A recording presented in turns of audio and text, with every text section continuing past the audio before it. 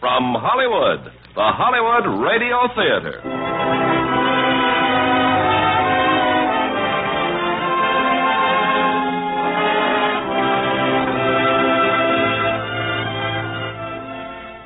Starring William Holden and Colleen Gray in Appointment with Danger.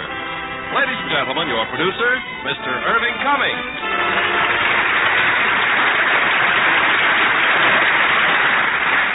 Greetings from Hollywood, ladies and gentlemen. The famous Canadian Mounted Police have a reputation for always getting their man. We have the same tenacious, persistent federal agents in our own country, and one of them is the postal inspector. In tonight's drama, Paramount Pictures has presented our agent with an assignment that turns into an exciting appointment with danger.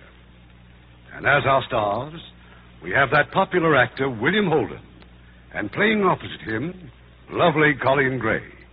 Now, Appointment with Danger, starring William Holden as Alan Goddard and Colleen Gray as Sister Augustine.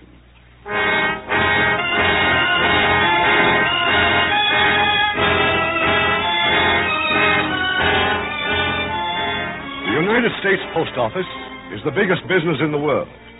Every year it handles 45 billion pieces of mail and enough money to pay off the personal debts of everyone in the country. Policing that activity is the job of 800 postal inspectors. This is an account of one of those jobs, and it begins in Porte, Indiana, where a few hours ago the body of Inspector Harry Gruber was found in an alley. And now in the city post office... All right, Al, what you say makes sense, I suppose. Gruber was either drunk when they strangled him or asleep. But he never drank, so he must have been asleep. Here in LaPorte? Well? I don't believe it, Maury. He was killed somewhere else and brought here. That could be any place. Gruber was on a floating assignment all over Indiana. Yeah. Well, it's a rat race now. Until we find that nun. Nun? Oh, you mean one of those sisters? That's right. She was passing that alley last night. She saw two men walking with Gruber, supporting him. When she asked if anything was wrong, one of the men said something about their friend being drunk, so she just kept going. Well, don't try to blame her. I'm not. Fortunately, she passed a policeman not long after and told him, but the cop was on a call. By the time he got back to the alley, all he found was Gruber's body.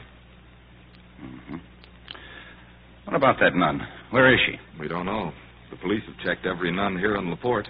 Not one of them was anywhere near that alley last night. Well, did they bother to check the railroads? Railroads, planes, and buses. Nothing. Well, she's got to be around someplace. How many nuns are there, anyway? I don't know, Al. I never counted them. You're a big help. I'll be even less help. I've got to get back to Washington tonight. From here on in, this is your case. Stay with it, Al. Don't worry. I'll find that nun. I hope so. But you've been chasing hoodlums for so long, you don't know how to treat ordinary people. Warm up, will you? Oh, sure. I'll fall in love for you. I don't think you could, because you don't know what a love affair is. It's what goes on between a man and a .45 pistol that doesn't jam. Al, let me tell you about you. That badge and a few law books have turned you into a nut. You don't like anybody, you don't believe anybody, you don't trust anybody. You think everybody has a pitch. Everybody has. You, I, everybody. We're all working for ourselves. A better job, a little more dough, a round of applause. One way or another, everybody you meet is a pitch artist. Skip it. Just keep me posted. And remember, the biggest thing on your side isn't a pair of brass knuckles. It's time and work and patience. Thanks. Now, do you mind if I start trying to find out who killed Harry Gruber? No, and I'm sure you will, Al, because you're a good cop. But that's about all you are.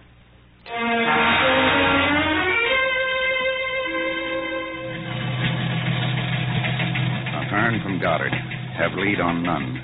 Railroad brakeman reports seeing two nuns aboard express same night Gruber was killed. Train was en route to Fort Wayne, and so am I.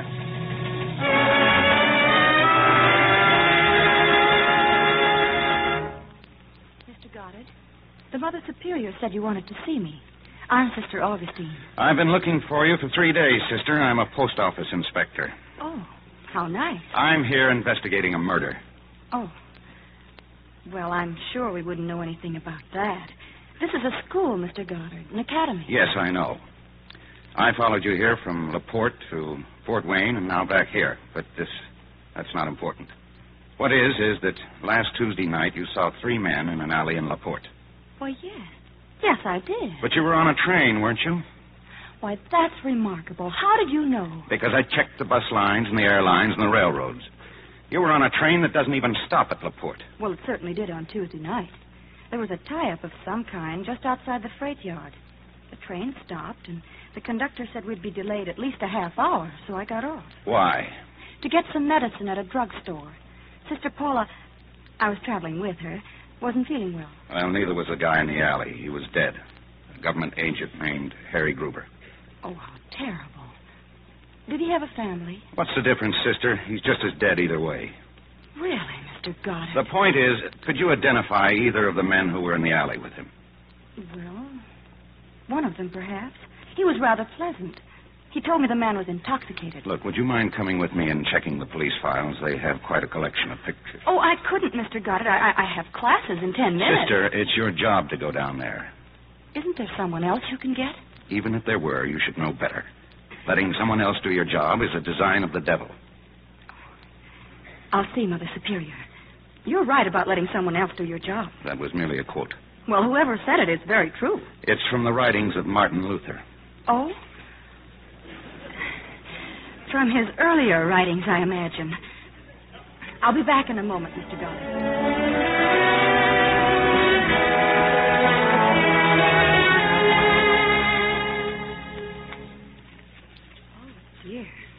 I've never seen so many pictures in my life. It's so hard to believe these men were once children. Little boys.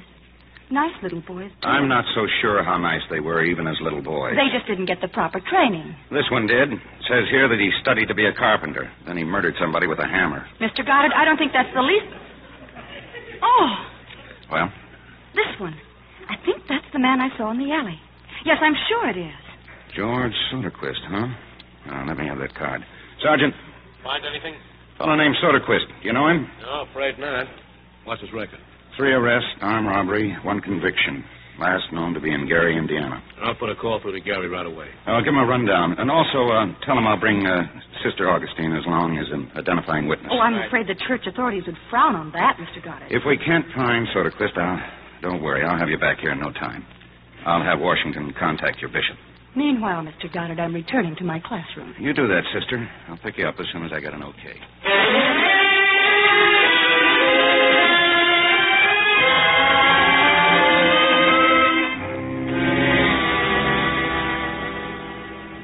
Good evening. I'm Mother Ambrose. My name's Goddard. I have a letter here from the bishop. So I understand. Sit down, Sister Augustine. Thank you, Mother Ambrose. I've come to Gary at the request of the police department. We've been advised, Sister. You'll stay here at St. Michael's Parish House. Thank you. Is this Mr. Soderquist a friend of yours, Sister? Oh, no. I picked him out of the mug book. Mug book? Sister Frey she picked up. Oh. Will you be here long, Sister? Until we can prefer charges against Soderquist for murder. Are you sure he's a murderer, Mr. Goddard? Yes. But he'll get a trial and everything the law allows. But not one drop of charity. Excuse me, please. There's a Lieutenant Goodman from the police. He's been here waiting for you to arrive. You don't think very much of me, do you, sister? I feel sorry for you, Mr. Goddard. I don't think you have a heart. Well, fortunately, that doesn't seem to matter so much to the people I work for, so why don't you just forget me? Right in here, Mr. Goodman. Thank you. Got it? Yeah. I'm Dave Goodman, homicide. Come on in. This is Sister Augustine. How do you do? How do you do? Well, we've got your boy Soderquist staked out in the downtown pool room. That's fine. We can't move, though, until the sister here identifies him. Would you like to come down and have a look? But Very well, Mr. Goodman. Mother Ambrose, we'll be back shortly. Where will you be if the bishop or someone should inquire? I'll be downtown, Mother Ambrose, at the pool hall. Well, not exactly, sister. Oh? There's a hock shop across the street. I've made arrangements with the proprietor. He has a fine view of the pool room. Pool rooms? Hock shops? Must I go? With any luck, you'll be back here in an hour. Let's go, Goodman.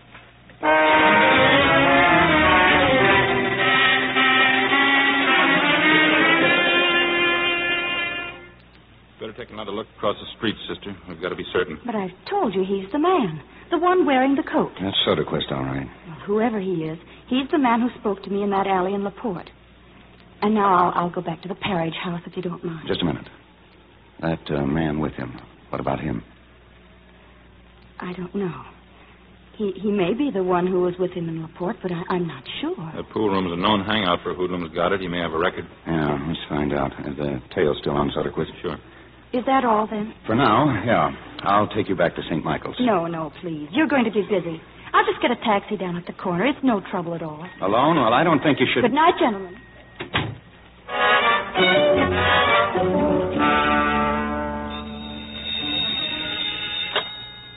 Yeah.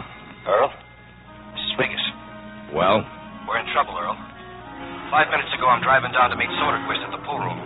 Remember I told you about that nun in Laporte? Well, she's here in Gary, the same nun, and a block away from the pool room. She's here for a reason, Earl. I'll get hold of Soderquist. No, keep him under cover. Where'd she go, the nun? I don't know. I was stuck with a traffic light. But I'm going to cut this town open and find her. I'm going to find her, see, before she finds me.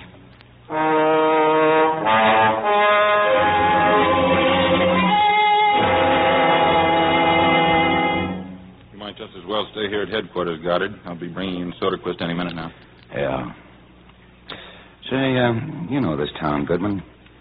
Tell me why a couple of gunzels would knock off Harry Gruber. Well, robbery, say? For dough? If you're a government cop, you have to marry money to buy a stick of gum. Why would they go to all that trouble taking his body to Laporte? You know, when a hood kills a man, it's the hood who leaves town. Could be because they wanted to stay here in Gary. It'd be interesting to have Soderquist tell us. Homicide, Goodman. Where? All right. Shake down the district and send some men over to his apartment. I want him in here. You don't have to tell me. He jumped the tail. Any other time, it's a cinch. This time we draw a nearsighted cop. Well, we got to head him off. How tight can you seal this town? Real tight. Okay, lock it up. Without him, we haven't got a lead. We'll have him in here tonight. If you want me, I'll be at the post office. That is, if it hasn't been stolen.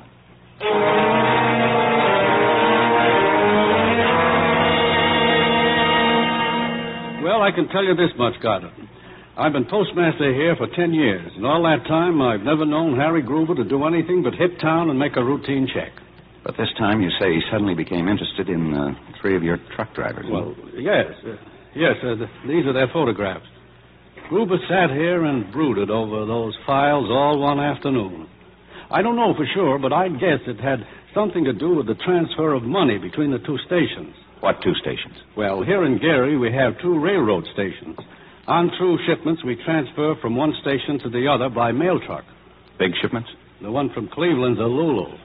And one of these 3 drivers always handles the run between the 2 stations? Yes. And that's the last question Gruber asked me. He left here, and 6 hours later, he was dead in Laporte. I bet he called on this guy first, Paul Farrar. Well, Farrar's one of the 3 drivers, all right. Says here on his record sheet that he was offered a better job, but he turned it down. Now, why would he turn down a $500 a year raise to keep driving a truck? I think he said he'd like to be out of doors. $500 worth? He's on duty now. I'll send for him. No. I just want a quick glimpse. If he's the one I have in mind, that's all I'll need. He'll be down at the loading platform. This way, Goddard. You see the registry board over there? Well, that's Farrar carrying the sack. This is quite a break, Taylor. I told you that Soderquist was talking to someone in the pool room. Well, that's who he was talking to, Farrar. Look, you better phone Washington. Get Ahern back in town. And meanwhile, I want a list of all your money transfers. Well, there's nothing missing, Goddard. So Gruber wasn't killed because he found Farrar stealing money. Look, a cheat kills his wife for one of 2 reasons. Either she's caught him cheating or she hasn't given him the chance. Same way with money. You mean Gruber found out about a deal or something between Farrar and Soderquist? Between George Soderquist and somebody else. That's the big one, Taylor. Who is the somebody else?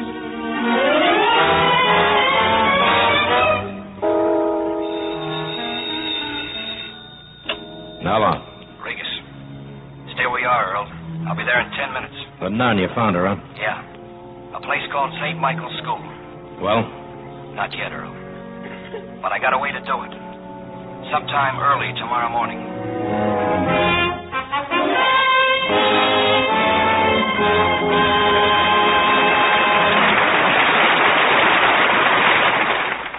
Continue with this week's production of the Hollywood Radio Theater in just a moment.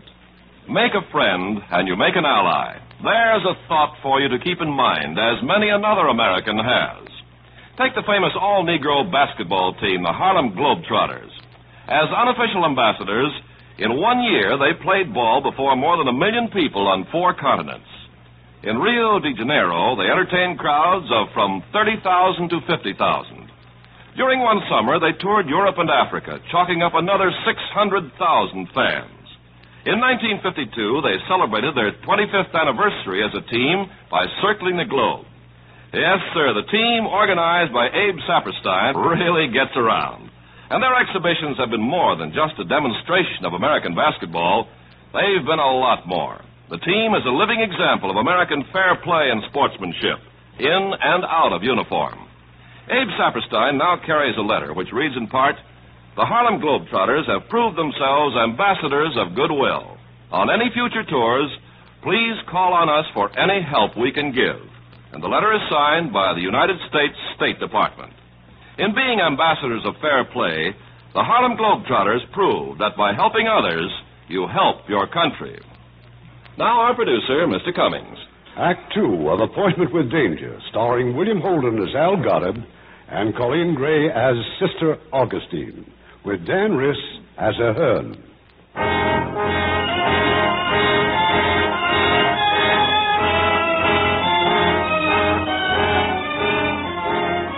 It's the following morning.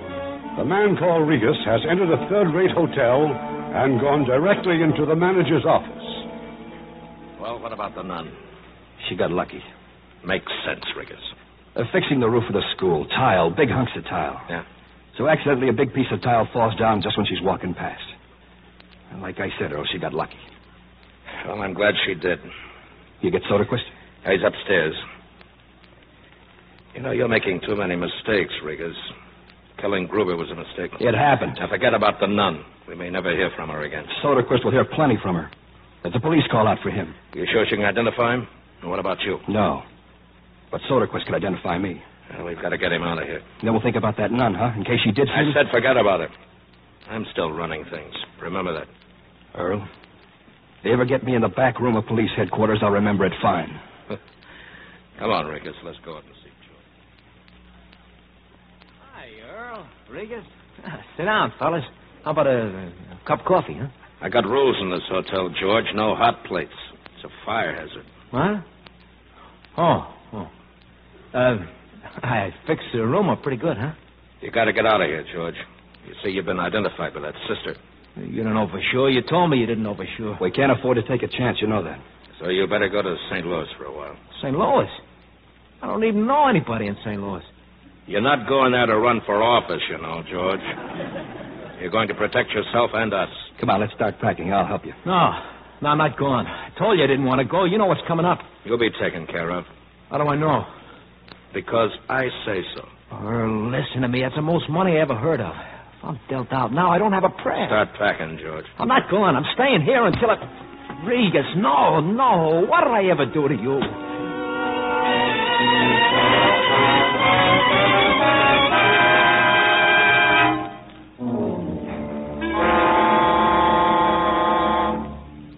This is Mr. Ahern. Sister Augustine, Mother Ambrose. Mother Ambrose. You see, Mr. Ahern is just as much interested in that accident this morning as I am. That piece of tile, sister, it fell without any warning at all? One of the workmen must have left it too near the edge of the roof. Well, while we're looking for Soderquist, you might be able to help us with the other man in the alley. I'd like you to go through that rogues gallery again. No. That's a waste of time. Sister, I want you to go back to Fort Wayne. Well, why the switch, Al? I thought we were... Well, it's a matter of common sense. Sister, while you're here in Gary, we're responsible for anything that happens to you, like this accident. Oh, there's no need to worry about me, Mr. Goddard. I have a guardian angel. You have a what? A guardian angel. It's a new idea to Mr. Goddard, sister. Look, Maury, I've got nothing against angels. I just want her to get back to Fort Wayne before she gets hurt. You told me once not to let anyone else do my job. It's my duty to stay, and I'm staying. All right, stay. Oh, there's the dinner bell. I'm afraid you must excuse us, gentlemen. And don't worry, Mr. Goddard. I'll be all right.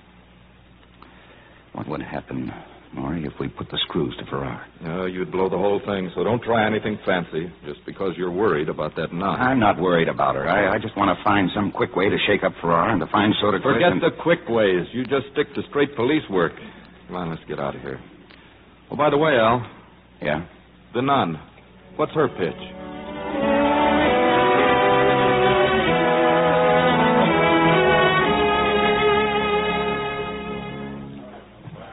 Hello, Farrar. You want to play pool, or would you rather talk? Get going, Mac. Me? I'd sooner talk. Oh, you're real friendly, huh? You don't know me. Paul Farrar, P.O. serial number 20754. Are you a cop? Postal Inspector Al Goddard. I followed you here. Oh, I see. Now, there's a nice, quiet little table in the corner. Let's sit down, huh? What do you got some questions or something? Yeah, a few. How would you like to go to prison for the murder of Harry Gruber? What's the matter with you? You're crazy? I don't even know any Harry Gruber. I believe you. But I can rig it so a jury won't. I can break every alibi you've got, and I can prove that you know George Soderquist. That you were with him the night that Gruber was killed. I don't know what you're talking about. Well, it's very simple, Farrar. I'm going to railroad you for Gruber's murder. Why? Why go out and just pick a guy up out of thin air? What's the point? The point is that I'll forget the whole thing if I can get the right price. $25,000. Oh, this is just a nice little shakedown, huh? Well, it's my welfare work. I wouldn't want to see you go to prison. Now, where would I get $25,000? Your friends. And you can tell them that I know why you turned down that $500 raise. That doesn't mean a thing. You can also tell them that I know why you drive that mail truck.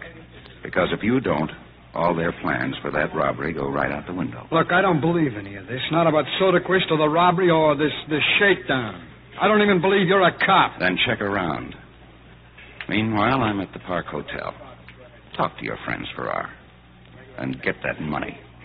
If you don't, I'm going to frame you and wreck every chance they ever had to pull that robbery. Hey, now, wait a minute. Wait. Why are you doing this? I told you. For $25,000. And I want that money by midnight or I catch the late train for Washington.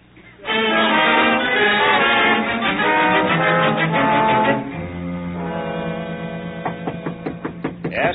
It's me, Farrar. Well? Well, there's no such thing as $25,000. Okay, beat it. You mean you'd still frame me? Sure I would. Look, I know some of the men that Soderquist knows, and I've talked to them. But they haven't got that kind of money, and I'm not in whatever they're doing. Oh, sure. I'll go along with you in any way I can. Is that why you're here? Well, they want to meet you. They say they'll try to work out something. I think they're scared. Yeah, scared to death. Well? Look, I don't want to talk to any third parties. There'll be no tape recordings and no tricks. I'm going to talk to you and you alone. But as far as I'm concerned, the talk's finished. Now, look, give me a break, will you? I haven't anything to do with this. I don't believe a word you've said, except there isn't any that kind of money. Okay, I'll buy my racing stable some other time. Meanwhile, I'll concentrate on being a hero. Will you listen to me? It's not my fault. Forget the deadline. You've met it. I'm the one that's going to go to prison. What can I do? That's your problem.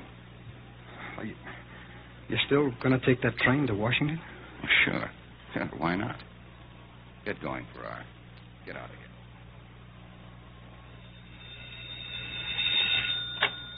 Yes? This is Goddard. I just thought I'd call you, Maury. I've checked out of the hotel, and I'm counting on somebody to beat my brains out in about 30 minutes. Al, what are you trying to tell me? Well, it's one of those quick plans, the kind you don't approve of. But I got a pretty fair chance of finding out who killed Harry Gruber. They've got plenty of reasons now to want me. Oh, I've told you a dozen times not to try. Where are you? I'll be right over. Sorry, Maury, but I'm on my way.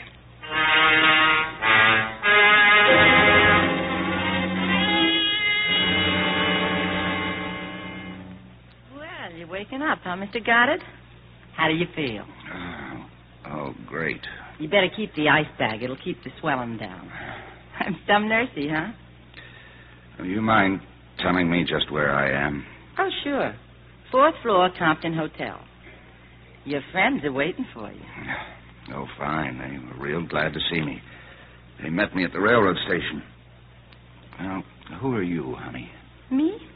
Hotel stenographer. Drafted for the emergency. I think he feels like talking, Earl. Get lost, Dodie. Sure, honey, sure. Get lost. Remember us? Yeah, vaguely. But there were more than 2 of you, though. You never should have tried to run, pal. Those lumps must be real painful. Skip it, Riggers. You know who I am? Yeah, sure. Post office inspector. You're not silly enough to think you might get away with this. We can try. Like Gruber? We don't know Gruber. It won't help to put me in concrete. There's too much interest left around. You look like a pretty smart guy. What are you hanging around with a gonif like this for? Anybody ever weigh your head? I'm talking to him. I got 2 years of work tied up in this robbery, got it? I'm all set to go. I'm not going to give it up now. What else can you do? Well, that's just it. Farrar tells me you want $25,000 to keep quiet. That was hours ago. How do we know you're not a plant? You don't. But I know what Gruber knew. With Farrar in your pocket, you've got a real big one on tap. There's a law against robbing the mails, but there's nothing that says you can't talk about it. We're kidding, naturally. Oh, sure. No, we haven't got $25,000. But there's close to $1 million in this idea we're working on. We could cut you in. Why don't you wake up? You can't beat the mails. They got a system. So have we. With your help, we can make it foolproof. That's why you're still alive. No, thanks. You know, you're the one who's on the spot, got it, not us. Sure, we'd have to fold, but if we do, you won't be around to know the difference. So, think it over. You, keeping me here? That's right. I'm due back at work in the morning. They'll start checking. You can skip a day. It'll look funny. Look, get this straight, got it. Until you prove out you're going nowhere. Nowhere we don't want you to. There's nothing to prove out. I'm a postal inspector like Gruber was. I came across something that looked phony, just like he did. Only I see it a little differently than Gruber. You can buy me out. We could also kill you. And kiss off $1 million haul? Now, your friend here knows better. Like he said, with my help, it's foolproof. You know, I don't get it. You go along one way for years, and then you pull a complete switch. Why? Well, sooner or later, every rooster wants to lay an egg. Any special reason you want $25,000? Yeah, the same reasons that you'd like $1 million. Only I'm not as greedy as you are. Look, I told you before, we haven't got it. If you want to cut of the robbery, okay. If you don't, get out. If I walk out of here, your robbery goes out the window. And you go on running this two-bit hotel. For the next 10 years, you'll be changing sheets and putting drunks to bed. So don't get so tough. Are you in or out? I'm in. Now, you run your end any way you want, but I take full charge of the post office. Yeah? What's wrong with Farrar? Look, someone else will pick up Farrar the same way I did. If I'm going to risk my neck, I'll do it my way. And one other thing. We got to make it look good downtown. I got to be free to move around on my job as usual. Okay. You sure we're giving him enough? What does that mean, Riggers? We're giving him his own way and a cut. Why don't we all just give him a right arm for old time's sake? You know, sometimes you worry me, Riggers. Somewhere in your blood you got a crazy bug and it's swimming upstream night and day. You better get a cure or you'll kill us all. All right, Earl, all right. We'll let it stand this way. But you got it. One bad move out of you and I'll put you on your back for good. That's for tonight in the station, okay? All square and even? Tough guy, huh, Earl? Real tough guy. I just don't like to be shoved around. Okay, Earl. Now that I'm in, how about giving me some of the details?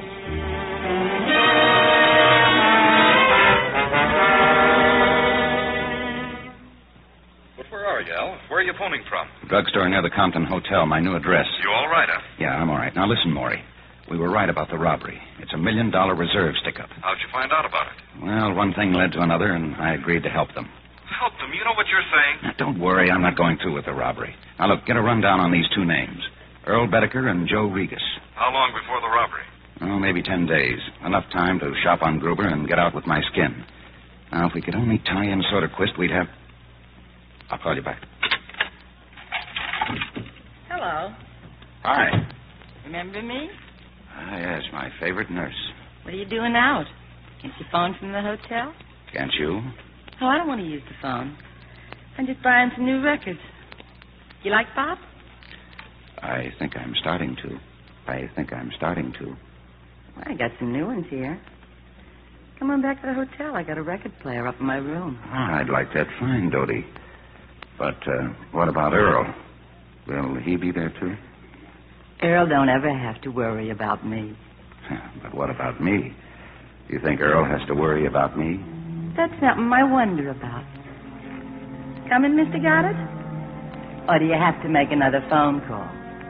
I'm fresh out of dimes, honey. Let's go.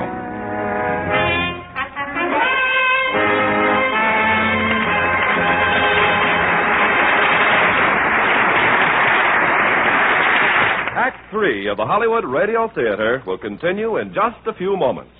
Make a friend, and you make an ally. There's a thought for you to keep in mind, as many another American has. In 1864, Clara Barton gave up a successful job in the patent office in Washington and devoted the rest of her life to bringing physical and mental aid to the wounded and dying on the battlefield.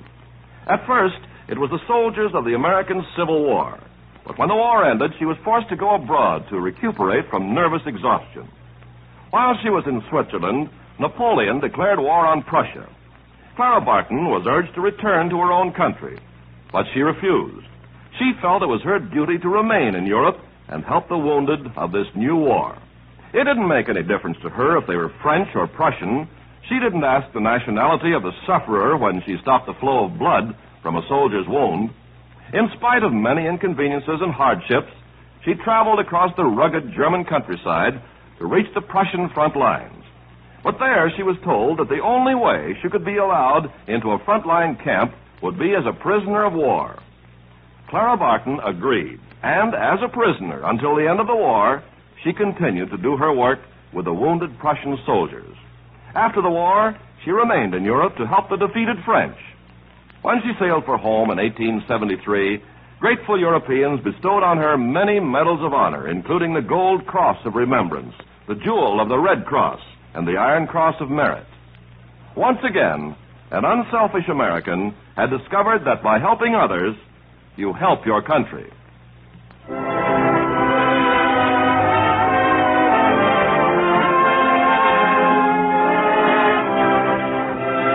We pause now for station identification.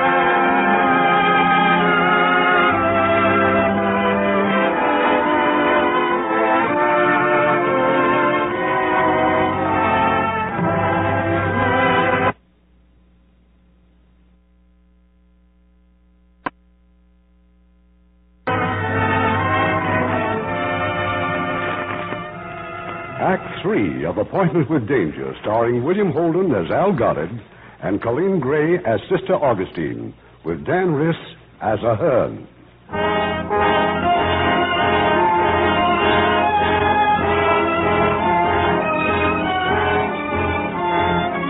It's the following morning, and Al Goddard is once again in the visitor's room at St. Michael's School, this time with a snapshot for Sister Augustine. Won't approve of my methods in getting this picture, sister. I stole it from a girlfriend of a gentleman named Earl Bedecker, but I doubt if she'll miss it. Why, it's a picture of Mr. Soderquist. That's right. Soderquist and friends. And I think one of these other men was with him that night in the alley. And this one. His name is Joe Regas. I'm sorry, Mr. Goddard, but I just can't be certain. Oh, okay. Is there anything else? Yes, I told you to stay indoors because you're in danger. And where did I find you? Out in a playground with a bunch of kids. Now, you won't frighten me away from those children. Here. This is for you. A revolver? Mr. Goddard, please. Now, put it away at once. It'll protect you. Take it as a personal favor. I didn't know you could afford personal feelings. All right, it's not personal. It's routine. You know, with a little practice, you could be quite a nice man. Now, put that gun back in your pocket, and I'll show you through the back way. It may be safer for you. You're learning fast, sister. I think the government expects a lot from young men. Well, it's my job. I have to take the risk. Well, they should get some of those politicians to do it. When I'm in trouble, sister, I'll quote you. Now, you be careful. I will. But remember, I have that guardian angel. I've got one, too. It's in my pocket. Only mine never misses. Goodbye, Mr. Goddard.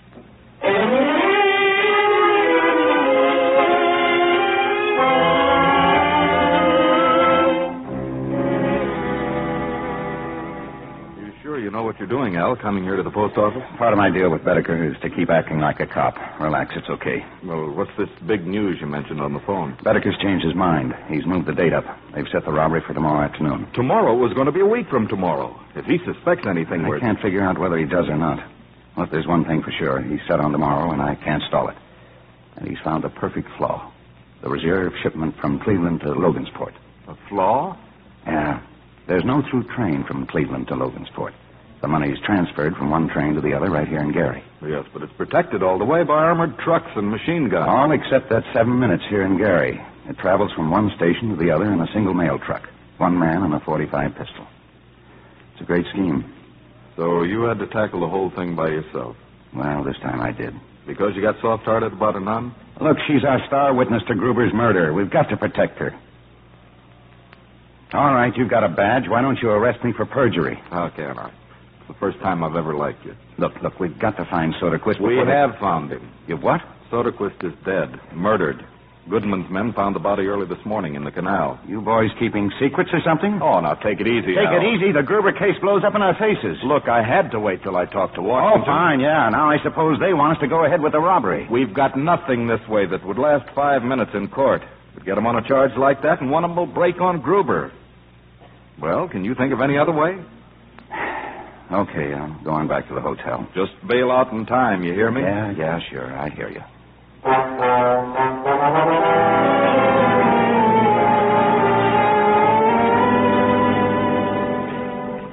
Hello? Maury Goddard. I just got back to the hotel, and the desk said you'd been calling me. Where are you? I'm in a booth around the corner. I put you in a bad hole, Al. Right after you left my office, one of the guards found Farrar. He was hiding. Farrar? Just outside my office. He's sure to have heard everything we were talking about. But he slugged the guard and got away. You haven't seen him yet, have you? No, not yet. But let him alone. Don't even look for him. He's bound to get to Bedecker and tell him, so pull out now and run. Don't walk. I got some things up in my room. I'll get him and meet you in 20 minutes.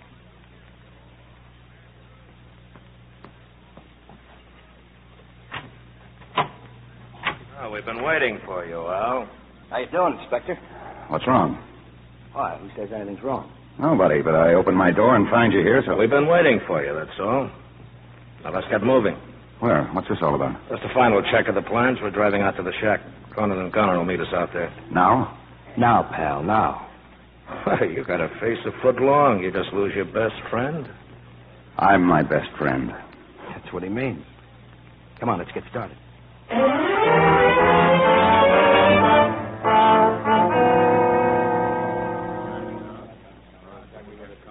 Now, what about the two sedans, Cronin? Yeah, we borrowed them out of that parking lot. I've been casing them every day for a month. You got no worries. All right, let's look at the map again.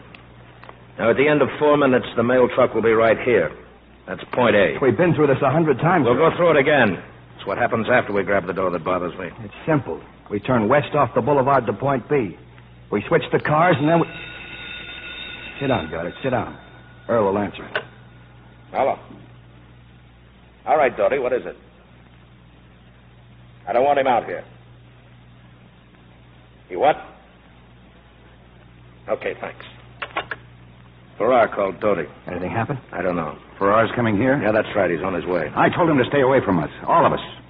You're jumping all over the place, Al. Settle down. It can't matter that much. Well, if he's followed, it could matter $1 million worth. Farrar knows what he's doing. Now, let's get back to the map. Now, after point B, these 3 cross streets have got to be blocked off. That's Riga's job. Roadblocks, detour signs. If anybody sees us, we're dead. Remember that, Regas. The whole job depends on not being recognized. If anybody slips, it won't be me. What about Pal here, Goddard? I'll be at the mail truck. Among other things, there's a little matter of making sure we grab the right pouch. Now, what about point C, Earl? There's $1 million waiting for us. But if we're seen, we'll be running for the rest of our lives. Okay, about...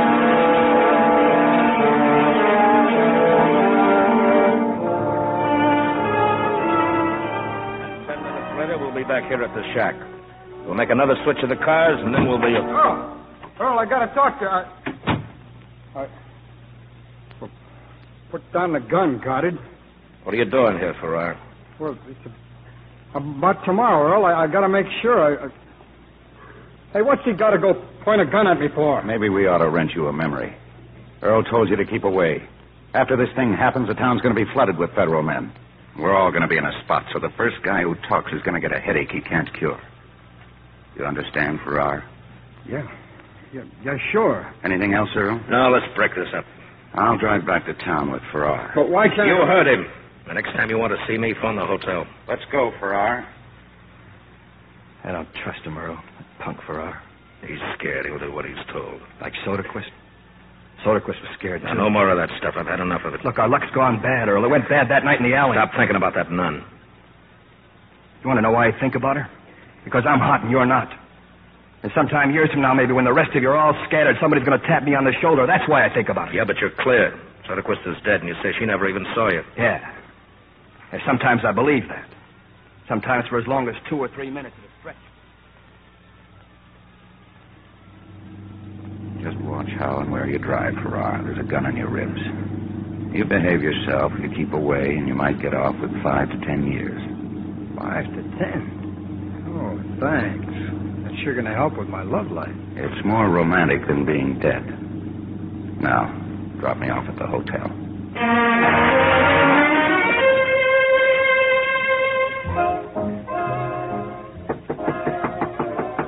Come in. Hi. Hi. I was just going to pour one. Join me? No, thanks, Dodie. Can we turn off that music for a minute? Huh? Oh, yeah, sure. Earl come back yet? Uh-uh. Unless he's downstairs. Dodie, what did Farrar want when he called you? Oh, all he said was he had to talk to Earl. He sounded real nervous. What'd he lose, an ML stamp? You know, Dodie, I'd give an awful lot to know what goes on behind that makeup. For instance. You afraid of me, Al?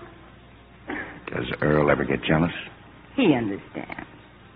You can put strings on good women or bad women. But you can't do anything about the lazy ones. You can beat them. They stay about the same. Can't make them do the right thing or the wrong thing. They're lazy. They do the easy thing. And if Earl found me here with you now, alone? I don't know. But it sounds real exciting. A little too exciting, honey. Oh, if Earl asks for me... Yeah? Tell him I'm at the post office making a final check.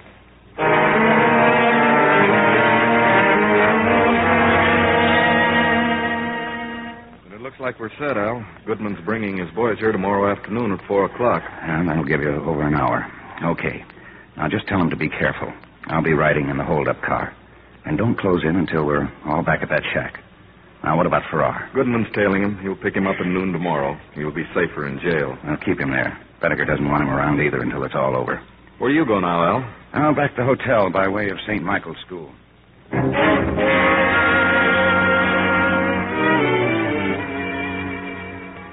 I'm to go back to Fort Wayne. Is that it, Mr. Goddard? That's right, sister.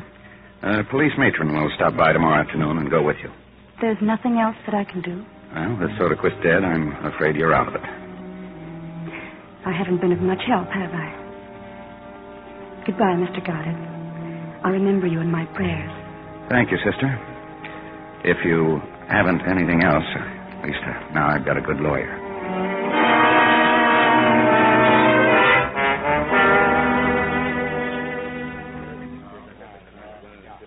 Well, we better start. It's almost 5 o'clock. Anything from you, Al? No. Now, look. Just don't get gun happy. You can rob Fort Knox and live, but steal a dime and kill a post office clerk, and they'll spend the rest of their lives running you down. All right, start moving, Cronin. Now, there's one other thing, but I'll tell you later in the car. We're changing point C. Right. What do you mean you're changing point C? Sounds simple, pal. We're changing it. I found out just a couple of hours ago. Found out what? There's a better road to the shack. There's less traffic. So we're changing point C. Is there any reason why we shouldn't? No. No, I guess not. You're not driving, so don't let it worry you. Now, where's your coat? In my room. Well, get it, and go out through the lobby. Meet me in the back.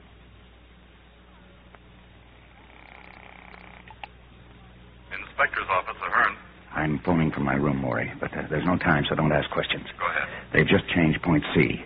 I don't know the new location. That means you'll have to watch all the roads in case there's a slip-up. If there isn't, they'll wind up as scheduled at the shack. Now, I won't have a chance to... I'd say you pulled a boner, Al.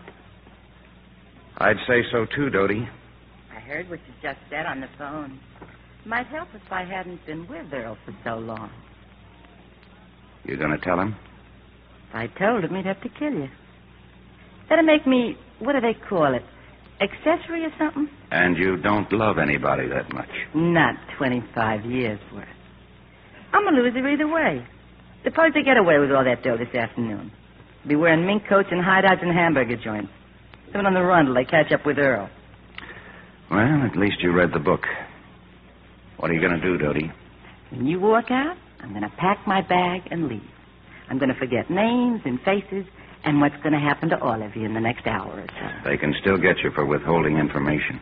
Not if I tell a government agent. So I'm telling you, they're going to hold up a mail truck. I got to pack, so goodbye. You won't get a gold star, but thanks anyway. Don't bother. Earl was good to me. I hope he kills you.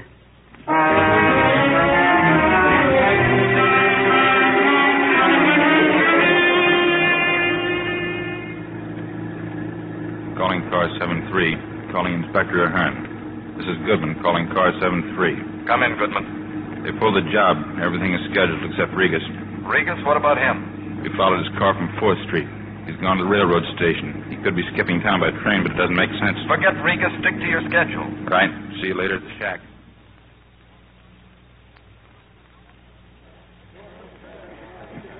Afternoon, sister.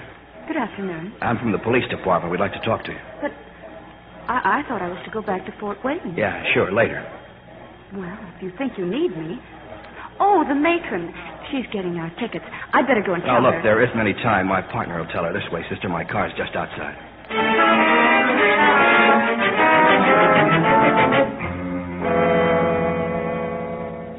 Where's Regas, Earl? Why isn't he here? I don't know, and I don't like it. We'll wait 5 minutes if he doesn't show. What is this place, anyway? I told you, the New Point C. It used to be a quarry or something. Earl, he's coming. Regas. All right, get him over here. You and Gunner stow the money in back of his car. Hey, he's heading for the shed. He's got someone in the car with him. What's he talking about? What shed? There's an old tool shed back there. Come on, Gunner. We're wasting time. Come on in, boys. Take a look. I found her, see? The nun. What's he talking about? An old friend, Al. An old friend of Regas from LaPorte. She's been to the police. She told me. And she got a little noisy, Earl, so I stuffed her mouth. What else did she tell you? Nothing yet. And now that we're all here, she's going to tell plenty. You're crazy, Regas. Do you want us to get Stop off? arguing. We haven't got time. How about it, Earl, okay? I don't know. She knows about the robbery. She's seen us, all of us. Killing her isn't going to do any good. Besides, who'd touch her? She's a nun. Regas could do it. Real quick, pal. Oh, what harm can she do us? She doesn't know our names or anything about us. If we're caught, she can identify us. If we're caught, we're through anyway. Look, you're here on a free ride, Goddard. Don't come to the party and give away drinks. Take her gag off, Regas. I said take the gag off. Yeah, sure. Now listen to me, sister. We'll take your word. You've never seen us. You can't identify us. We'll take your word. Thank you. But I couldn't give you my word about a thing like that. What difference does it make? A great deal. I couldn't let my silence be used as a weapon against the law. But you're not hired to defend the law. I'm sorry. I cannot give you my word. All right, Regas. Take her out back somewhere. Come on, lady. Leave her alone. Lie down, Rover. You need a new mouth, Regas. Please don't. Please, somebody stop the fighting. Come on, break it up. We got to get out of here. For this, we got time, maybe. With $1 million to split, just pray for a tie. Mr. Goddard, he's got a gun! I had to do it, Earl. It was Regas or me. Yeah. Well, what are you waiting for? If those shots were heard, we're going to be in trouble. You're already in trouble, Mr. Goddard. Now, drop the gun. The sister knows you, huh? Well, you picked a talky partner. How far's it gone? It's a fix all the way. The whole area's staked out for miles around. Only we got you and we got her. Leave her here. I'll see that you get through the police. No, thanks. You don't have a chance, Earl. Leave her alone. I promise to get you through. For what? To grab 20 minutes of air and die on a back road somewhere? Right now, 20 minutes is a lot of time. All right, get out to the car. Sister, you're either lucky or living right. You drive, Gunner. That's just a warning, Medicker. We've got you surrounded. Put your hands up and start walking. Get around to the back. There's a path through the woods. Not the money. We got $1 million in the car. We'll give you 5 seconds. We got nothing. You heard what he said. It's a fix all the way. The doe's phony. Come on. Hell, look, they're closing in. They're back there, too. Then shut up and start shooting.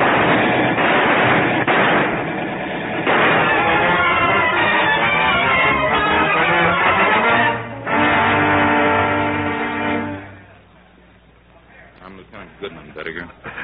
We're taking you to a hospital. If you got anything to say, you better say it now. I'm gonna die, huh? You asked for it, Bettiger. Yeah. Sure. Well, where's Goddard? I'm here, Earl. It's too bad. I'd walk over, but I can't. My leg. Your aim was a little low. Just tell me one thing, will you? For the record, Al. Was the doe phony, too? No, it was real. You'll die rich, Earl. Take it easy, Al. Did you get them all? We got him. Mr. Goddard. It's all right, sister. I'll make it. Now, you did fine. You sure you're not hurt? No. When the shooting started, I just threw myself down on the floor. That's what the boys do at school when they play those terrible games. Maury, get her on that train, will you? I think she wants to get back to those kids. I've got a car waiting anytime you're ready, sister. Thank you. Goodbye, Mr. Goddard.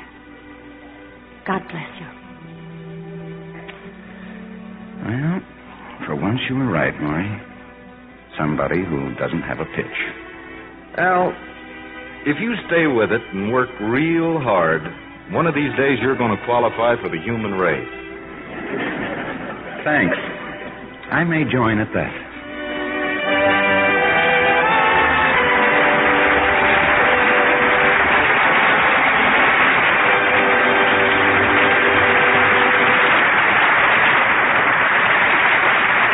In a moment, our stars will return. The occupation of the Japanese city of Yokosuka is a good example of democracy at work. The first thing our troops had to do was clean up their own area. But then they looked at the devastation, the sickness, and the low morale of the people around them, and they set to work. To create better living conditions, they demolished rotten, rat-infested buildings. They converted unused buildings into schoolrooms, gymnasiums, and chapels. And with their own funds, they furnished much of the equipment. For health, they covered the city giving anti-tuberculosis shots, typhoid inoculations, X-ray pictures, and smallpox vaccinations. To raise the spirits of the people, they started boys' clubs, women's clubs, Red Cross groups. The occupation is over now, but the Japanese have had a taste of democracy. They like it. They've seen it work. Such acts by you and your friends today are shaping our world of tomorrow. Now, here's Mr. Cummings with our stars. William Holden and Colleen Gray, please come forward for a curtain call.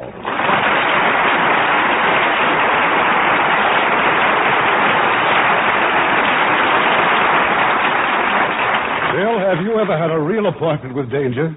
Well, Irving, I tried to walk across Hollywood Boulevard again this afternoon. Don't let him kid you, Irving. A few months ago, Bill made a trip to Japan and Korea to entertain our troops. He went to the front lines and hospitals and talked to the boys. Well, it was a real privilege to meet them. I hope to go back soon. How about you, Colleen? Have you had any dangerous appointments lately? Well, I've been vanquished. Vanquished? How awful. No, Irving. The Vanquished is the name of my latest picture for Paramount, co-starring John Payne and Jan Sterling.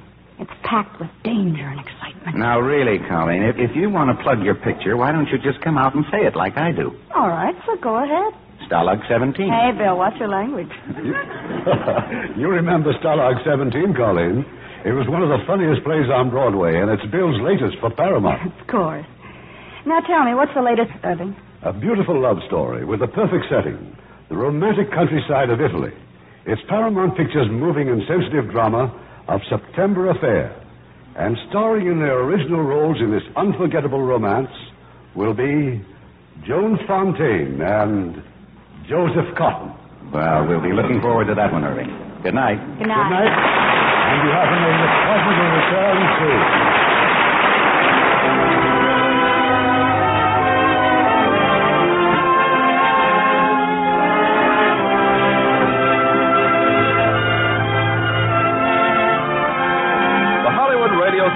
was produced by Mr. Irving Cummings. Our orchestra is under the direction of Rudy Schrager.